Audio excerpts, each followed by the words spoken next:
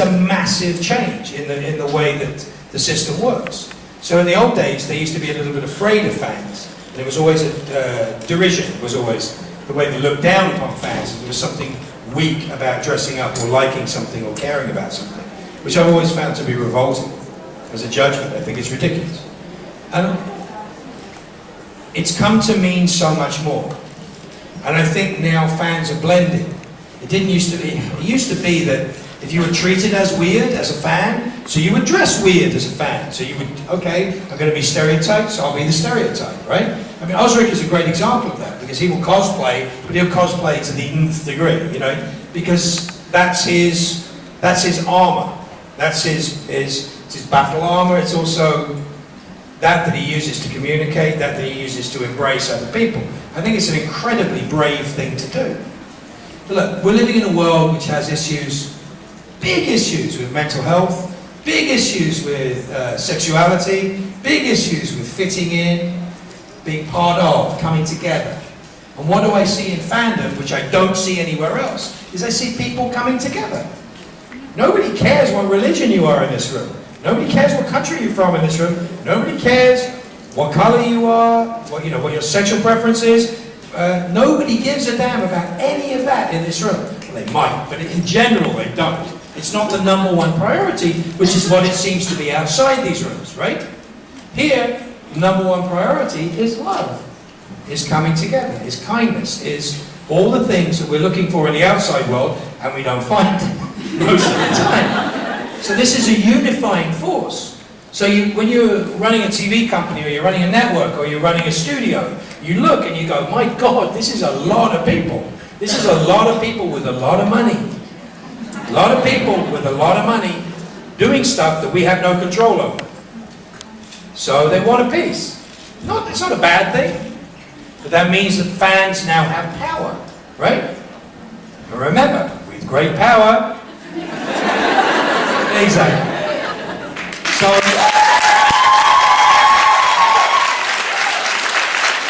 you have to remember,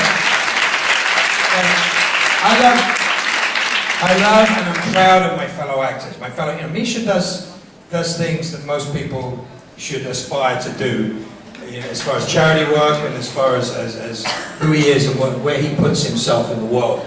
I'm so proud of him. Same as with Jensen and Jared and so many of my co-stars and so many people that I work with.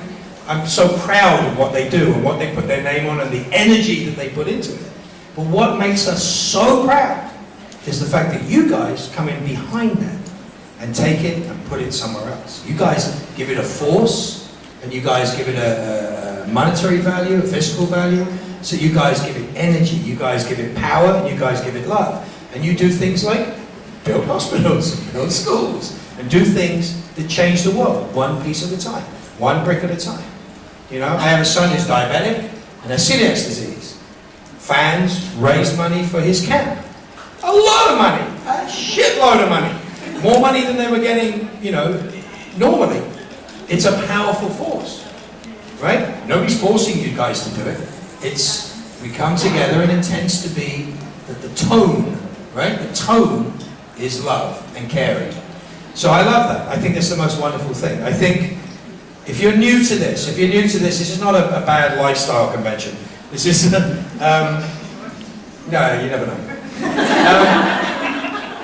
But you will make friends here. You will, whether you want to or not. You stick around, you will make friends. You are genuinely not alone. You don't have to be alone. You might not want to talk to anyone here, but you're not going to be alone. The thing about it is, it's a very special energy that's here. It's not judgmental, I don't think it's dangerous. I rarely see bad things going on here. Rarely. Very, very occasionally. People outside this genre and this world look and go, isn't it a bit scary? Don't fans do weird things? I'm like, what fans do weird things? The worst things that fans do is say stupid shit. That's the worst things that they do, and that's it. And if you can't cope with that, that's a big problem. But seriously, genuinely, and it's all usually out of love or fear, is that they'll wait, 2 years to say the thing that they want to say to you, and they say it wrong, and it doesn't come out right, and it sort of becomes strange and uncomfortable and whatever. And it doesn't matter. That's not what's important. I think it's incredibly brave for you guys to be at a convention where English is not your first language, most of you. I think it's fantastic that you guys will indulge me in speaking my language, thank you very much, and I get to make fun of you in my language, which is so much easier for me. But I'm so proud of the fact that you guys wear your hearts on your sleeves. It's what you do. It's a fantastic thing. I think Supernatural is a little different than some conventions in some places for that very same reason, that it's a very genuine, I think it's a very genuine cast, very genuine crew, and a very genuine fandom, very genuine family. Big family with a lot of power. I'm very proud of it. I love what you guys do. I love being part of this. I enjoy most of what you guys do.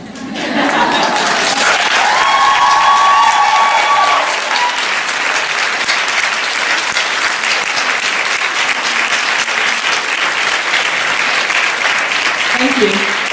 Great question. Great question. Follow that. I've actually had to rephrase my question. Ooh, it's after that. Good. Yeah. I want to know about the dynamic between Crowley and Lucifer, because when the initial introduction to Crowley is that he was hiding from Lucifer and he wanted Lucifer gone and to take over hell. Right. Now that he's had that ambition and experience. This is a spoiler, right? No. Okay. So now that he's had that experience, and when Lucifer was released again into Castiel's vessel, I want to know the dynamic between Crowley and Lucifer, essentially that he's being brought down so low to be Lucifer's pet. Like what the dynamic between them, considering how afraid he was at the beginning. Well, I think you've always got to remember that as with Cain or any other entity, Crowley is very aware of power. He's very aware of his limitations. So he's wary of what people can do to him, or what certain entities can do to him, Amara, etc., etc., etc. But he's always under the belief that he can control it. I don't think Crowley has ever been in a situation that he doesn't believe he actually has the upper hand. So I've always played it that way. I had a conversation with Jeremy once about this. I go, you do realise I'm always going to play it as though I knew what I was doing all along. He goes, yeah, I get that. So it tends to be, the idea being is that you will see. You will see the answer to that question. The dynamic is 23. I mean, it is what it is. Does it change? Does it not change? What happens to each of the characters? And without knowing that, you're not going to know the answer to your question. I'm not going to tell you. Okay. So, but it's a great question in that context. But do you really think that Crowley was Lucifer's bitch? I don't. No, I don't. But a lot of people enjoyed that, the idea. Yes, you did. Be honest. Be honest. Yeah, a little bit. All right. We loved it. I loved it. You sort of touched on it a few minutes ago. I never touched anything. you know, you said when fans meet the cast that they say stupid crap and whatnot. Of course. But have you ever been in that situation? You've been in so many shows with so many great actors. Have you ever had a moment where you met someone, you know, you're a fan of? Absolutely. I got kissed by Smokey Robinson. Pretty cool. I was like, you're so cool, I think you're amazing. So I did that. So I was introduced to Peter O'Toole. And all that went through my head, the only thing I could think of is, fuck me, it's Lawrence of Arabia. Because I wasn't expecting to meet Peter O'Toole. It was like, Peter, this is Mark, Mark, this is Peter. I'm like, hi. And he was like, oh, I saw you in blah, blah. I'm like, and all I could say was, very pleased to meet you, sir. And I talk. I'm a talker. But I couldn't talk at that time. What? What'd you say? Welcome to our world. Welcome to your world. Our. I know. No, but you don't. You guys are brave. I know a lot of you. You guys are pretty brave. I make fun of you guys, but it's like, you got to remember, we have other cast members who are nice to make up for it. I'm mean, and like Richard is nice, and Rob is nice, right? And who's that other one? Who's the funny-looking baby in a trench coat guy? Yeah, he's just an idiot. But No, I was thinking of somebody else. No. Yeah, Michigan, he's okay. He's not too bad. But yeah, it is funny. But what makes me laugh is literally when somebody comes up to you and they plan the thing to say. We talk about this in the meet and greet, and they plan the thing to say, and they've been in a line for like 3 hours, and it's like.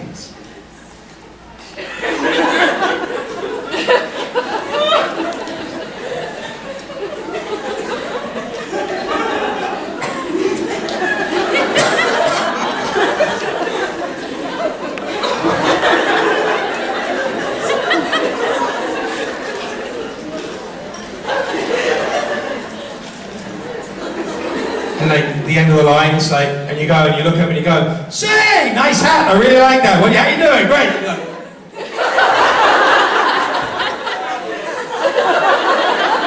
your character is an asshole. You're like,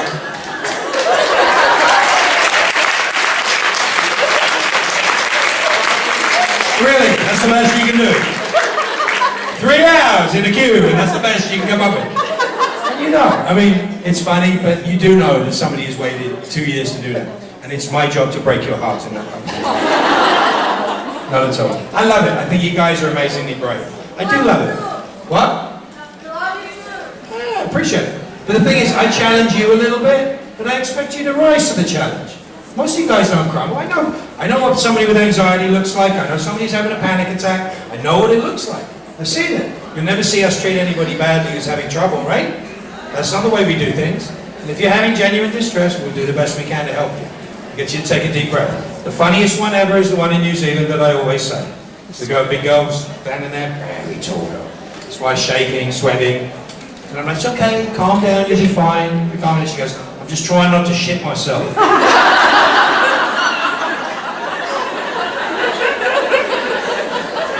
Keep trying.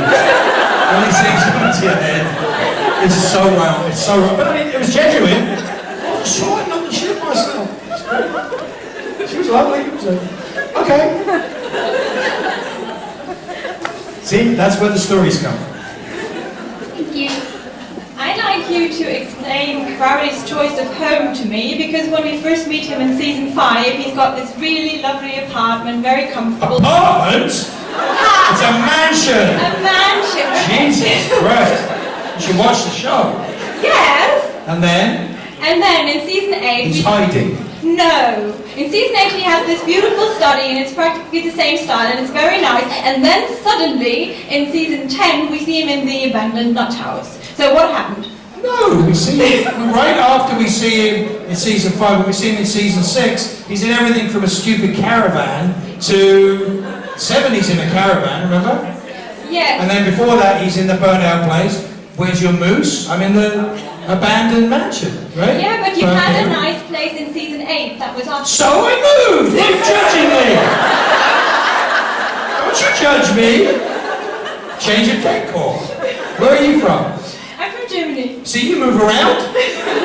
You're in Italy right now. What happened?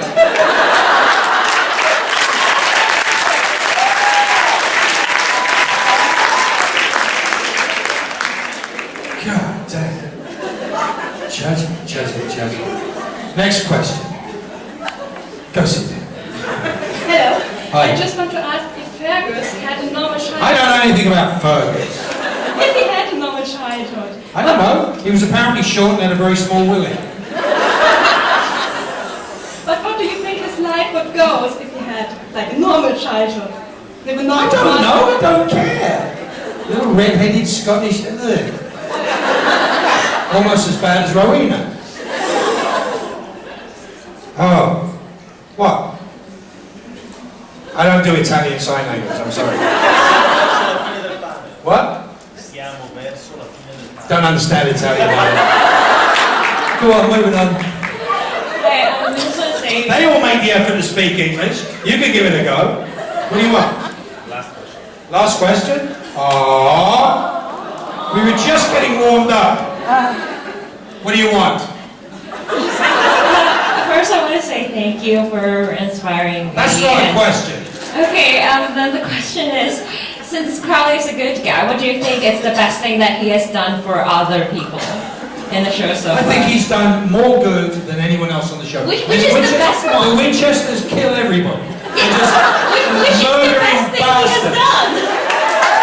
Crowley does everything he can to keep the Winchesters alive. Like I said, the last sane man in the universe. The Winchesters would just listen to Crowley, it would go so much better. Yeah, no, but which is the best thing that he has done? He has done so many things. Oh, I know, it's just too many to mention. So many good deeds. Kind actions that Crowley has taken. Thank you. Thank you for reminding me of that. Did you like the picture of me and your grumpy cat? Yeah. Good. Yeah, fun. That was the last question, huh? Yes. Thanks for coming late. Sorry. That's okay. I was really funny. I I know. was really good. You're always really No. I was particularly funny. Okay. And you missed it. So, alright. Well, how many of you coming back tomorrow? You better have better questions tomorrow, because this was crap. This was really crap. Will you be really funny tomorrow as well? How was it?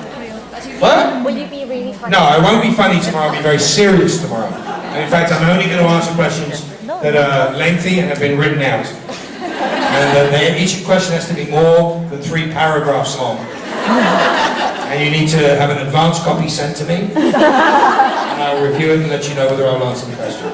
Okay? And there'll be a test afterwards to see if you've been listening. Alright, well listen, it's been a joy and a pleasure. I do actually love coming here. I love seeing you guys. My wife and kid are in another country right now. But if I can't be with them, I'm quite happy to be with you guys. And I love you lots. Aww. Thank you so much.